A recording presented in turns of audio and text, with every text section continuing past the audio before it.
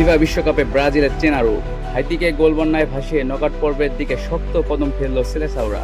Matheus কুনিয়ার জোড়া গোল আর ভিনিসিয়াসের দুর্দান্ত ফিনিশিংয়ে ৩-০ ব্যবধানের দাপুটে জয় পেল পাঁচবারের বিশ্ব চ্যাম্পিয়নরা। কিন্তু এই আনন্দের মাঝে ব্রাজিল শিবিরে কি বড় কোনো দুঃসংবাদ এলো?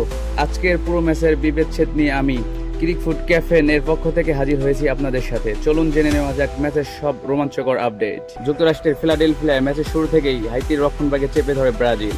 ম্যাচের ২২ মিনিটেই আসে কাঙ্ক্ষিত সেই মুহূর্ত। ডিবক্সের ভেতর থেকে দারুণ এক পাসে বল পেয়ে ১০০ এগিয়ে গিয়ে ব্রাজিল আরও আক্রমণাত্মক হয়ে ওঠে। ঠিক তার ১৩ মিনিট পর অর্থাৎ ৩৫ মিনিটে আবারও কোনহা ম্যাজিক। এবার হাইতির ডিফেন্ডারদের বোকা বানিয়ে দলের এবং ব্যক্তিগত তৃতীয় গোলটি করেন এই ফরোয়ার্ড। প্রথমার্ধ শেষ হওয়ার ঠিক আগ মুহূর্তে অতিরিক্ত সময়ে হাইতির কফিনে শেষ পেরেকটি ঢুকিয়ে দেন ভিনিসিয়াস জুনিয়র। ৩-০ ব্যবধানে এগিয়ে বিরতিতে যায় ব্রাজিল। দ্বিতীয়ার্ধে ব্রাজিল বেশ কিছু পরিবর্তনের মাধ্যমে ব্যবধান আরও বাড়ানোর চেষ্টা করে।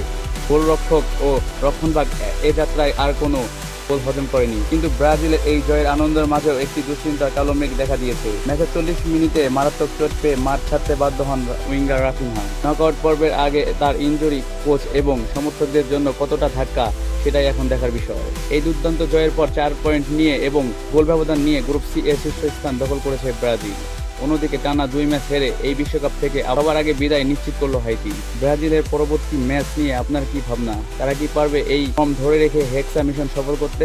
কমেন্টে আপনার মতামত জানান। ভিডিওটি ভালো লাগলে অবশ্যই একটি লাইক দিন, বন্ধুদের সাথে শেয়ার করুন এবং ফুটবলের এমন টাটকা আপডেট পেতে সবার আগে আমাদের চ্যানেলটি সাবস্ক্রাইব করে বেল আইকন অন করে রাখুন।